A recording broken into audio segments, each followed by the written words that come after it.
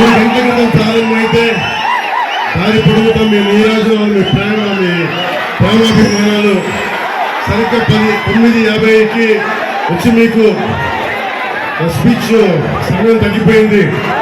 Election code ప్రకారం 10కి మించి నేను బయట కూడా కనిపించకూడదు. ఇంకో మారు కుదిరితే ఇంకోసారి ఖచ్చితంగా వచ్చే ప్రయత్నం చేస్తాను. ఒకటే మాట, ప్రభుత్వం మారబోతోంది, మన ప్రభుత్వం వస్తోంది. వైసీపీ అవినీతి కోటలు బట్టలు కొడుతున్నాం. ఒకటే మాట, కులాలను కాపాలి, సమాజాన్ని విచ్ఛిన్నం చేయకూడదు.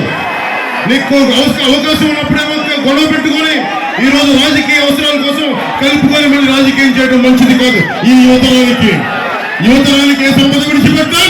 యుద్ధము, రక్తము, కన్నీరు తప్ప, గాయాలు, బాధలు, వేదనలు తప్ప, కళ్ళు తప్ప, పీకితనం, మోసం తప్ప. సంపద వైసీపీకి, కష్టాలు మనకి. దోపిడీ చేసి వాళ్ళు మనకుతున్నారు. మనలో ధైర్యాన్ని చంపేస్తున్నారు. మీకు ధైర్యాన్ని నింపే నాయకత్వం వస్తుంది. నేను మీకు అండగా ఉన్నాను. మీ కష్టాలు నావి, మీ కన్నీళ్లు నావి. నేను మీకోసం పనిచేస్తాను.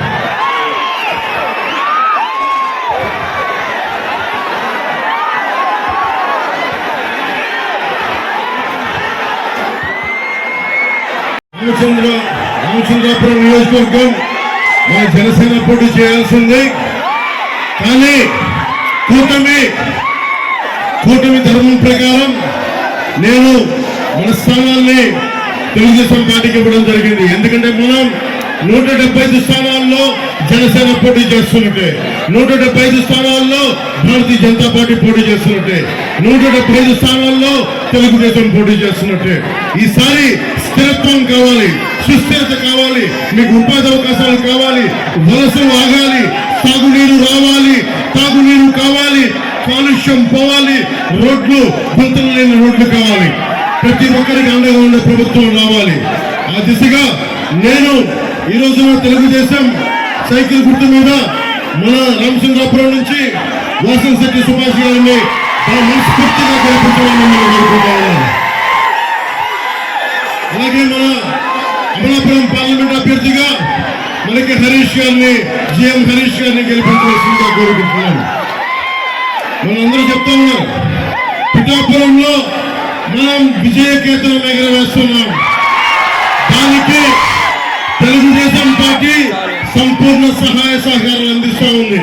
అలాగే మన మద్దతు ఉన్న నియోజకవర్గాల్లో, మన జనబలం ఉన్న నియోజకవర్గాల్లో మన కంపల్సరీగా తెలుగుదేశం పార్టీకి, భారతీయ జనతా పార్టీకి మన మద్దతు ఇవ్వాల్సిన అవసరం ఉంది.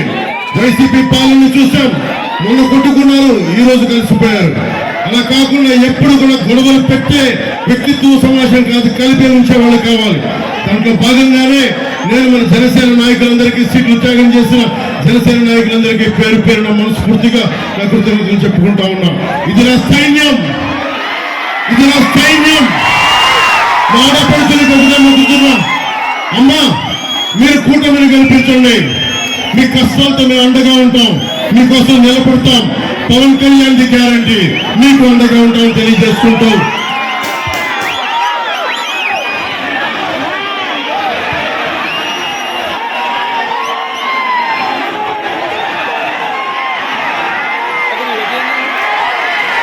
గారిని మనస్ఫూర్తిగా గెలిపించవలసిందిగా కోరుకుంటున్నాను. సైకిల్ గుర్తు మీద అందుకని ముందుపెట్టి కూడా వెళ్ళడానికి ప్రయత్నం చేస్తాం.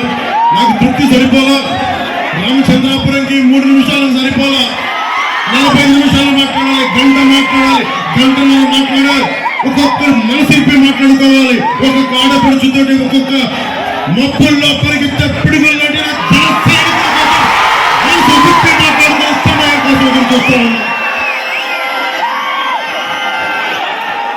దాని పొడవులో మీరు లేకపోతే, వాలంటీర్స్ లేకపోతే మనకి వారాహి సభలు చేయలేం.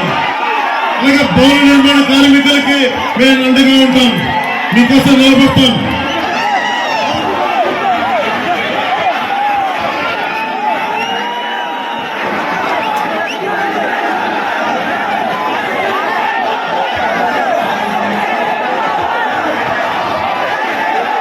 ద్రాక్షారామం కోసం దాదాపు నలుమూల నుంచి 500 కార్లు వేసుకొచ్చిన మీ ఒక్కరికి పేరు పేరున ధన్యవాదాలు.